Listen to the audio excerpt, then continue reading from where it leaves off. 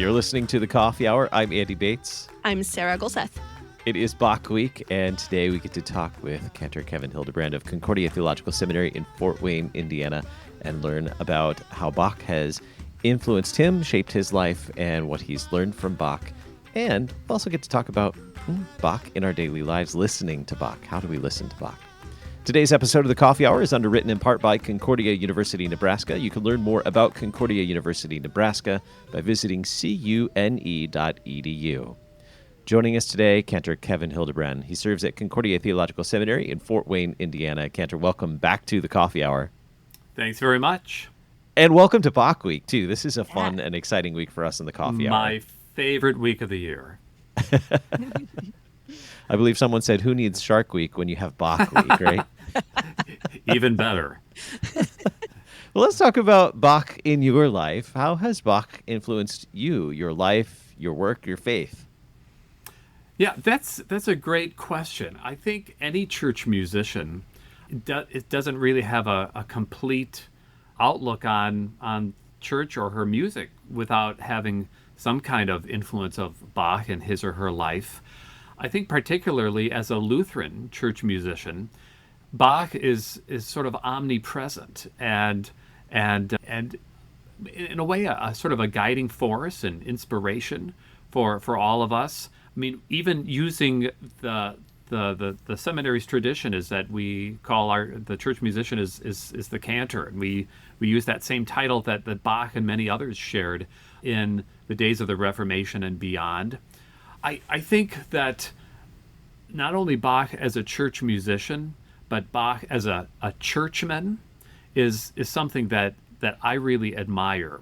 There's lots of words have been printed, lots of ink been used, and I guess nowadays pixels used about Bach and his music. But Bach and his music and the faith is, I think, the most significant thing for me. And in my work at Concordia Theological Seminary and at St. Paul's in Fort Wayne, I would like to think that we're in a way following in Bach's footsteps. We follow in that tradition. We add to it in a way that we continue to sing the faith and sing it faithfully, and look at Bach's model of creativity and composition, and how he integrated creativity and God's gift of music and the proclamation of the faith.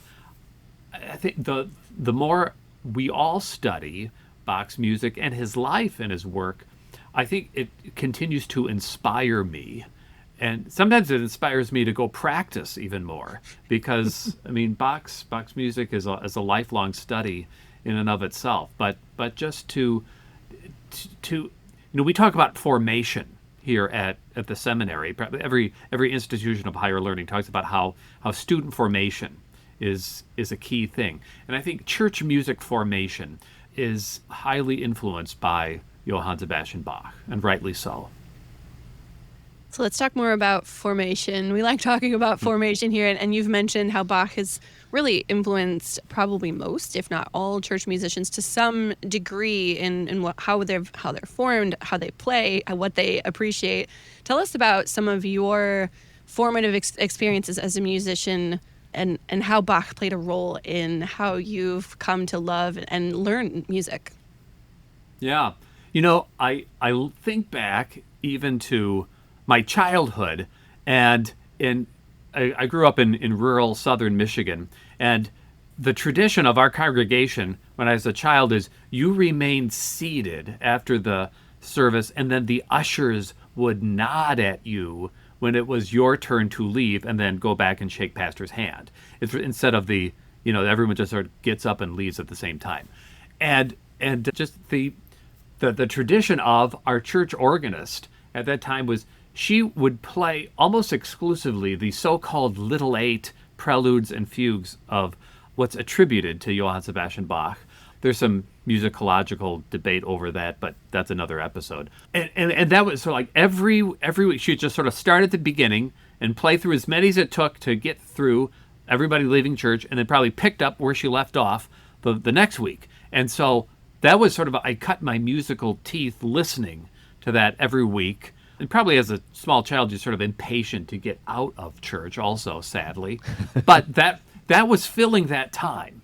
And I liked it. I remember that very, very well. And, as I started, taking piano lessons and then organ lessons, another interesting thing was every piano, every organ student is not receiving a complete education if he or she doesn't have some music of Johann Sebastian Bach. It's just, he is a major force there that every musician needs to know. But somewhere along the way in high school, my teacher gave me a little certificate, which is not uncommon in the organ world, where you sort of trace your musical genealogy. Whereas, for instance, my name is at the bottom, and then my teacher's name, her name was, above that, my teacher, and then her teacher was listed above that. So it's sort of like a genealogical chart. And you keep going back to his teacher, and it goes up the page all the way up to Johann Sebastian Bach. So, there's lots of people which, I don't know what historical method they've used to trace this, but you sort of like, this is my lineage. This is part of my story. And that's sort of fun. And then just as an organist, that was Bach's chief instrument, to be able to, live and breathe and to continue to bring to life Bach's organ music in every generation. Every generation has to have, who are the players that are bringing this to life? And at your congregation or at the seminary or at this place, who's helping make this music happen? And I'm very grateful to be able to be part of that, and in this day and age, to help bring Bach's music to life, along with many, many other people in our day and age. That's sort of how I view my role with Johann Sebastian Bach. I never knew about this cantorological succession that that you just described. This is fast. This is a secret of the organist world, isn't it? Yeah, well, I guess so. Well, I guess any sort of pedagogical lineage you could look in many ways. Probably pastors might do that, like, who did I study with and who did he study with and so forth. But in the musician world, maybe it's sort of like it gives you a little more credentials, or makes you think so. Yeah. Let's talk about listening to Bach and enjoying good music like Bach. There is, in the church today and in society too, there is good music, particularly when it comes to Bach, good and beautiful music. Why is it so easy for us to sometimes just let that wash over us? You were talking about the end of the service just a moment ago, and sometimes you're just eager to get out of the service and not really embracing the music and marveling at its beauty, but rather just either rushing through or just letting it wash over us and not really enjoy it. Why is it so easy to do that?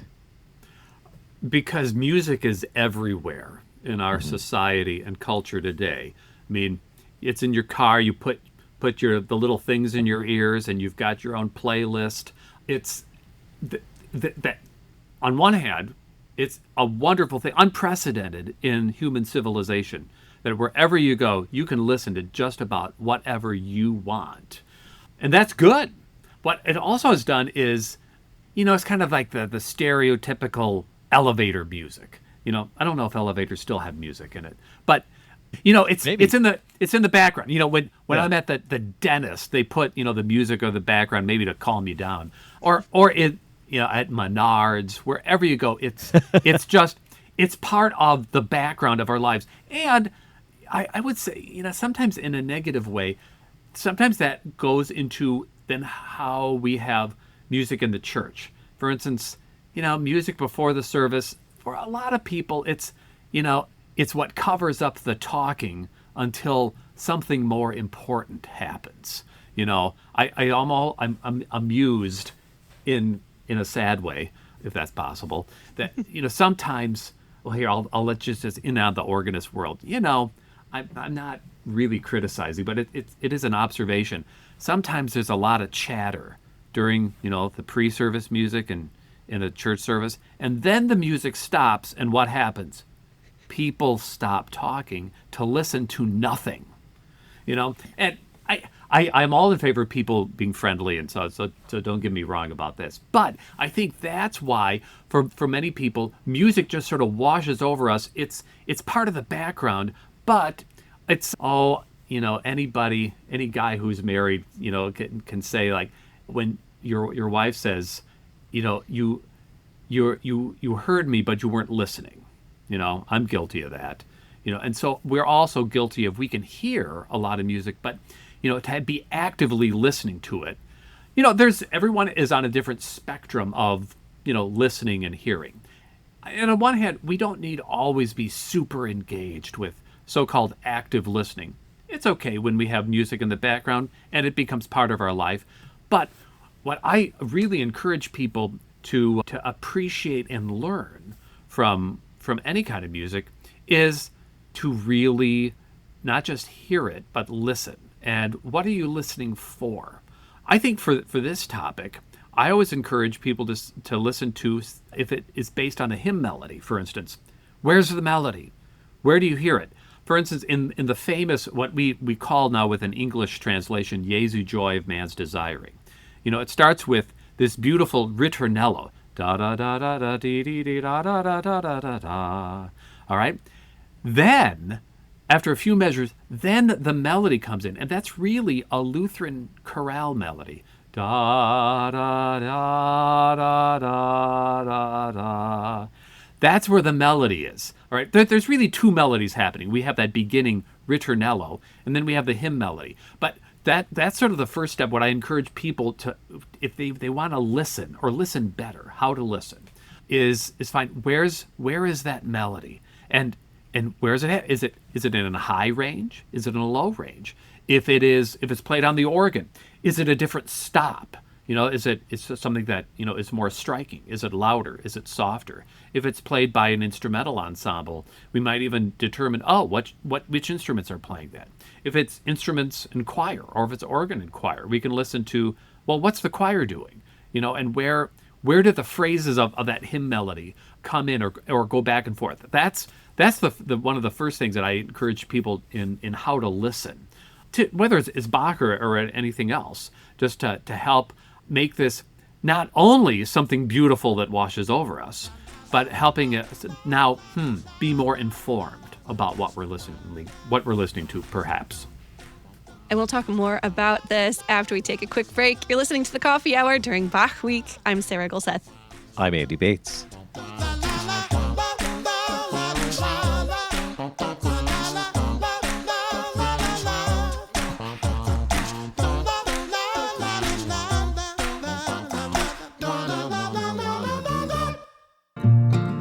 At Concordia University, Nebraska, discover a distinctly Christian community that equips students to live by faith with courage, character, and conviction. Intentionally combining our Christian faith, Lutheran heritage, rigorous academics, and practical real-life experiences, we prepare students to fulfill a higher purpose in their vocations and life. Learn more about Concordia University, Nebraska at our website, cune.edu.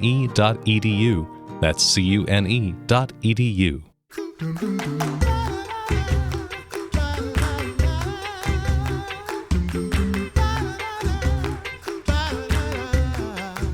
Welcome back to the Coffee Hour. I'm Sarah Gulseth. I'm Andy Bates. It is Bach Week on the Coffee Hour. We're talking with Kantor Kevin Hildebrand from Concordia Theological Seminary in Fort Wayne, Indiana. We're talking about how to listen to Bach. And you were telling us some really great insights into some things to listen for. And I want to go back just a second to this idea of background music and how studying music and intentionally paying attention to music, how that changes how we think about background music and what background music is. Sure. Well, I mean, music is, we use it for so many things. And there are times and places in our lives where it's omnipresent, and to have it be, in the background while we're doing something else is good and right and fine. But just think about all the other things where, what if we treated, I don't know, a sermon or, a lecture or a presentation in class as background. If, any teacher has the frustration of some student on their phone while you're trying to teach or presenting something, you're not really fully engaged in the process. Might you hear some things or pick up some things? Okay, fine. But even better is when we can really devote our attention to that. And everything that we do musically can't or won't be that way. But if we want to learn from it, and maybe to learn how to love it even more, anything that we're listening to, we do need to devote ourselves with our full attention in certain times and places. And this is a way when we want to focus on, like, for instance, this particular piece of repertoire, no matter who it's by, to be able to have even some guided listening of what I was mentioning before the break. What to listen for. Here is this instrument. Here is this motive. Here is this hymn melody. That helps, what I think, make the music more informative for us as we're formed by it. So let's zero in particularly on Bach now. What insights do you have for understanding the significance of the music of J.S. Bach? Do you want to talk about organ or singing Bach first? Perhaps, maybe let me talk a little bit about Bach cantatas, because okay. There's a great tradition of Bach cantatas in the St. Louis area. There's a great tradition of that here at our campus and in many places. I have a course that I teach here at our seminary about the music of early Lutheranism, including Johann Sebastian Bach. And in Bach's day, when he was cantor at the churches in Leipzig, the cantata, and even in sort of casual usage today, a lot of churches will use the term cantata, meaning some like big multi-movement musical piece of repertoire. All right. And in Bach's day, in the era after the Reformation, the cantata in the Lutheran Church served as almost another proper, a musical proper of the day, just like we have the assigned scripture readings of the day. Then the cantata became sort of a sung proper, where there were certain texts that were prepared usually by a poet or a lyricist, a librettist. And there were a number of really quite gifted librettists in the churches in Leipzig. One of them was a lawyer, in fact, was his day job, but then he moonlighted as a cantata text compiler. And these would be usually combinations of a hymn, of scripture, then also well-crafted, theologically informed poetry. And a composer would take those texts, and particularly with the scriptural text that was chosen and the poetical texts that were chosen, set those to music. And Bach was the master of doing that. And those would typically be sung following the reading or singing in Bach's churches of the Holy Gospel prior to the sermon. Sometimes longer cantatas would be split up before and after the sermon. Sometimes some longer ones would be sung during the distribution of the Lord's Supper. And we have about 200 of Bach's cantatas that exist to this day. He wrote 5 annual cycles of cantatas, many of which have been lost. But you think there's 52 Sundays in a year plus festivals. They would not be sung during the Sundays in Lent. They would be sung only on the first Sunday of Advent, but not on the subsequent Sundays. So, do the math, about 50 a year times 5 years, about 250. There's about 200 that are extant. And we enjoy, continuing to perform them to this day. I always think probably an entry level of how to get started listening to or being introduced to Bach cantatas is to find one based on a hymn melody that you know. One of the best, I think, to get started is there's one based on A Mighty Fortress, Ein feste Burg, cantata number 80. Or there's another one based on Wake Awake, for Night is Flying, cantata 140, Wachet auf, ruft uns die Stimme. Or, just find a list of Bach cantatas and having some familiarity with those hymn melodies in German might be, the next learning curve in there. But it's like, yeah, oh, I know this one, or I know this one. That's how I encourage people to get started with finding a cantata. That is great advice, to find ones that are based on hymn tunes. There are several that will sound familiar, which is always helpful. And there's some available in English if you look on YouTube, so you can actually kind of get a gist for what's happening too. Right. There's, and sometimes performing ensembles will perform a cantata in its original language, in German, sometimes in an English translation. When listening to any music in a foreign language, you have to have a translation right in front of you. And good places that do performances of cantatas will have it in the bulletin, in the service folder, a side-by-side translation, so you can follow along. And sometimes you can even hear then in the music, here there's something about, like, for instance, in Cantata 106, God's Own Time is the best time. There's a movement where the bass soloist is singing the words of Jesus to the thief on the cross. Surely I tell you, today you will be with me in paradise. And while that bass solo is singing the words of Jesus, the soprano section of the choir is singing the hymn melody of Luther's version of the Nunc Dimittis, in peace and joy I now depart. And the last line of that chorale says, so now death to me is but a slumber. Right? And when you get to that part, the German word for slumber, Schlaf, sleep, right, just sort of holds out on one note for a long time, and it doesn't move, and it's not doing anything. It's just sitting there. And to know what that word means, and when you have a side-by-side translation, like, oh, now I understand, that makes it even more, what I think, interesting and meaningful to see how that word is brought to life that way through the music. Absolutely. We have a few minutes left to talk about organ, listening to all of the beautiful organ works that Bach has done. Do you have any insights or hints on how to listen to those well? Sure. And Bach's organ music spans both the things that are hymn-based and non-hymn-based. Like the other things we've been talking about in our visit today, it's probably most familiar or easy to listen to when you start with something that you know, especially something based on a hymn melody. And there's no shortage of music of Bach and others that are based on hymn tunes.